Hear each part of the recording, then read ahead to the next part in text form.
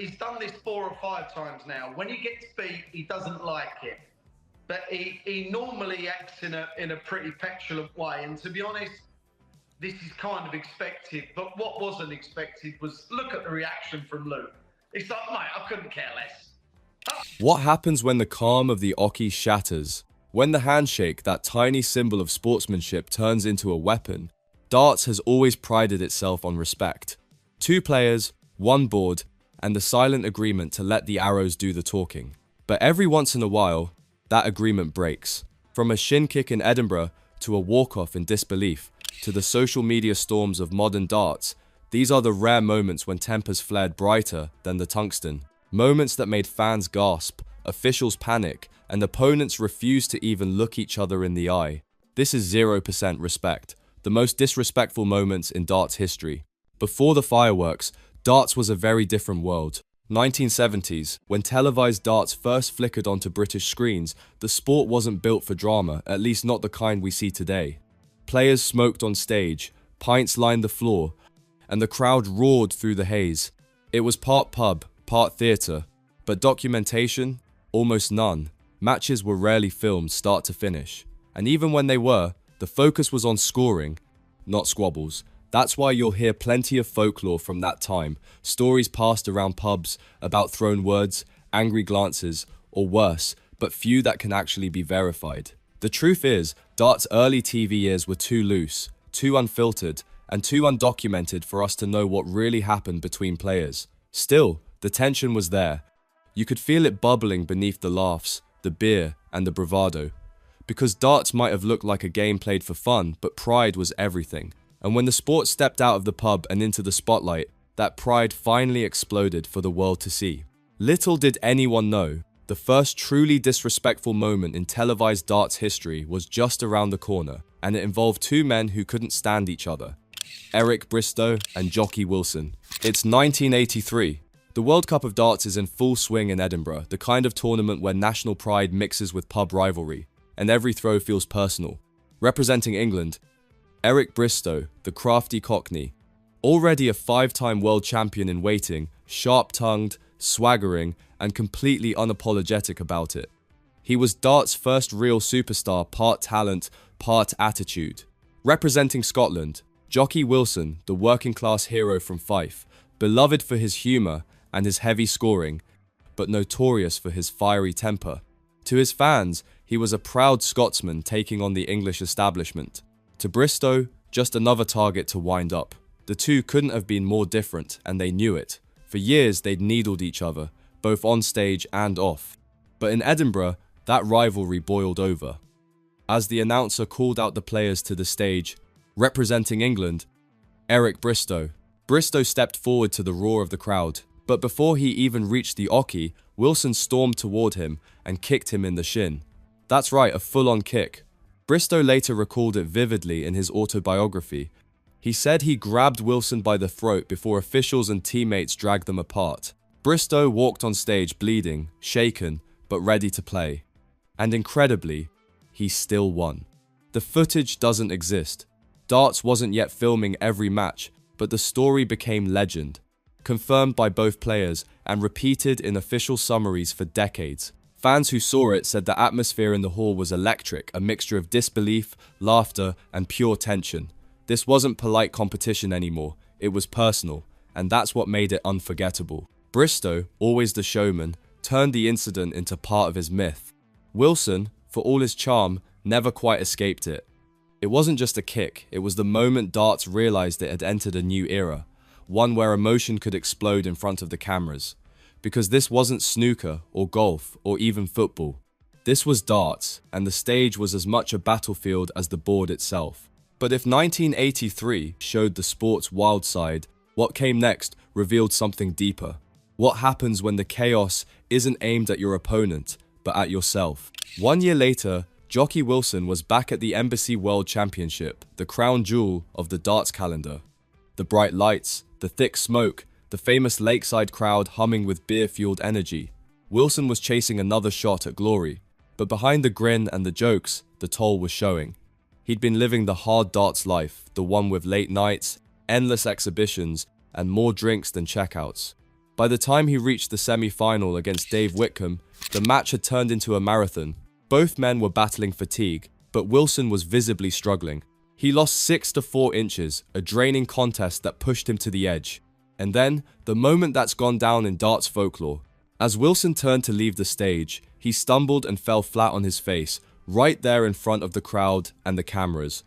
It wasn't anger this time. It wasn't a fight. It was exhaustion, maybe drink, maybe pure heartbreak.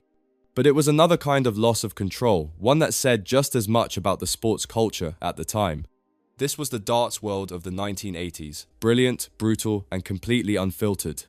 The audience loved Wilson even more for it. They saw the vulnerability beneath the swagger, but for the sport itself, it was a wake-up call. Darts was starting to move from smoky halls to mainstream TV. Sponsors, broadcasters, and the governing bodies wanted polish, not players collapsing on live air. The days of the wild pub gladiators were fading. Slowly, professionalism was taking over. Still, fans never forgot Wilson's fall. It became one of those strange, human moments that made darts different, raw, real, unpredictable.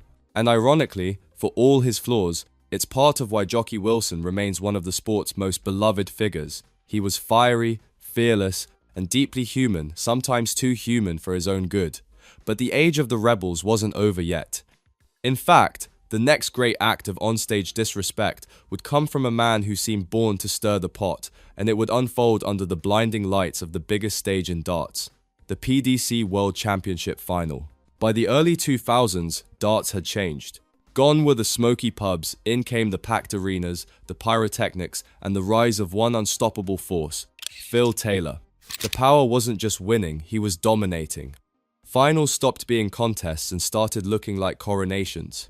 And on the other side of the oche stood Peter Manley, one dart, the man fans loved to boo, and sometimes secretly loved to cheer. Manley was theatrical, quick with a grin, and brilliant at turning tension into theatre. But that night, at the 2002 PDC World Championship Final, even he wasn't smiling. Taylor crushed him, 7-0, a whitewash. Manley barely landed a blow. When the final dart sank into the board, the crowd roared for the traditional handshake, that small moment of mutual respect that ends every match. But instead of extending his hand, Manley turned and walked off. Straight past Taylor, straight past the referee, straight off the stage. The cameras caught Taylor standing there, hand hovering awkwardly, as the crowd's cheers turned to confusion. It wasn't subtle, it wasn't hidden, it was live television. And it instantly became one of the most infamous moments in modern darts. Manley later claimed he needed the toilet. Others said he simply couldn't face the humiliation. Either way, the damage was done. Fans saw it as pure disrespect. Commentators called it unsporting. And for Taylor, who'd been untouchable for years, it was a rare moment where the opponent, not the darts, drew all the headlines. But here's the thing. The snub made Manley a kind of pantomime villain, a role he leaned into for the rest of his career. Crowds booed him, he smirked back, and darts quietly realized something. A little tension sells. That night showed that even at the top level, with trophies, lights, and sponsors, pride can still cut deeper than professionalism. And it wouldn't be the last time that emotion boiled over on the biggest stage.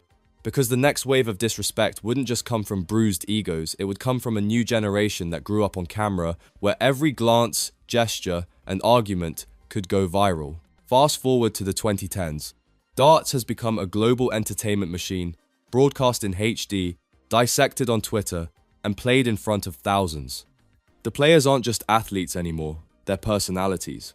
And when personalities clash, respect can vanish in seconds. It started as just another final in Wolverhampton. Price, the former rugby pro turned darts disruptor, was brash, loud, and unafraid to celebrate every double as if he just won the title. Anderson, a two-time world champion, was old school, quiet, composed, and allergic to showboating. From the first leg, they were in each other's faces literally. Shoulder bumps, words under their breath, eye contact that said everything. At one point, Anderson accused Price of deliberately walking into him. Price shouted back, the crowd booed, and when he hit the winning dart, Price let out a roar that shook the arena.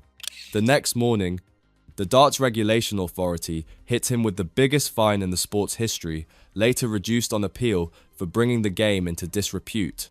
By Graydon Stocked, the message was clear: passion is welcome, provocation isn't. But the truth? That final became one of the most watched matches of the year. Fans couldn't look away, because like it or not, that raw emotion, that refusal to back down, was exactly what made it unforgettable. Jump to 2024. Luke Littler, just 17, is rewriting darts history, a teenage prodigy who looks unshakable on stage. But in Belgium, he met an opponent who didn't share the love. After Littler's 7-3 win, Ricardo Pietreczko stepped in for the handshake, then stopped. He leaned in, said something under his breath, and walked off with a glare. Moments later, the fireworks moved online. Pietreczko posted on Instagram, calling Littler arrogant and hoping his arrogance punishes him. The post blew up, fans took sides. Littler said he had no idea what he'd done wrong.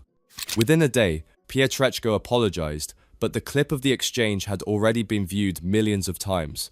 It was the modern version of Bristow versus Wilson, only this time, the fallout didn't happen backstage, it happened on social media. And that's what makes today's 0% respect moments different. They don't stay on stage, they live forever in replays, memes, and highlight reels. From Manley's walk-off to Price's chest bumps to Pietreczko's Instagram rant, each era reflects its own kind of disrespect, from physical to psychological, from private to public. And it raises one question every darts fan keeps asking: has the sport lost its respect, or just found new ways to show it? So why does it happen? Why does a sport built on precision, silence, and focus, a sport where 1 millimeter decides a career, sometimes turn into a stage for shouting, glaring, and walk-offs? It comes down to one thing: pressure. Not the kind you feel at your day job, the kind that comes from standing in front of thousands of fans, millions watching at home, knowing one slip could define you forever. In darts, there's nowhere to hide. Every dart, every reaction, every handshake, it's all magnified. And that intensity can bring out both the best and the worst in people. For players like Jocky Wilson, it was emotional overflow, a life lived on adrenaline and instinct. For Peter Manley, it was frustration wrapped in pride, a refusal to pretend defeat didn't sting. For Gerwyn Price, it's confidence mistaken for arrogance, the clash between old school decorum and new school energy. And in between them all, there's the unwritten rule: respect the board, respect the opponent. Break that, and the sport remembers.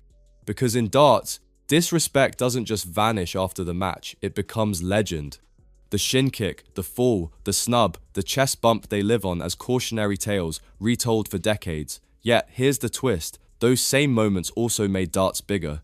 The rivalries drew crowds. The controversies went viral before viral even existed. The villains and heroes gave the sport its heart. Respect breaking down didn't kill darts. In a strange way, it gave it personality. And maybe that's the truth every darts fan secretly knows, that behind every handshake is a spark of rivalry. And behind every rivalry is the reason we watch. Because deep down, we love the chaos as much as the class. In a game decided by millimeters, respect can vanish in seconds. A glance, a word, a missed handshake, a moment when emotion beats etiquette. From Bristow's bleeding shin to Manley's walk-off, from Price's roar to Pietreczko's glare, darts has given us decades of proof that composure is as fragile as a double top under pressure. But that's also what makes it beautiful. Because darts isn't played by robots, it's played by people. People with pride, tempers, rivalries, and history. And sometimes that humanity spills over. Sometimes it looks like disrespect. Other times it's just passion without a filter. And that's why we remember these moments, not because they broke the rules, but because they showed us how much the game means. So the next time you see two players step up to the oki, remember, the handshake at the end tells its own story. Will it be sportsmanship or 0% respect? Either way, one thing's certain: the board never forgets.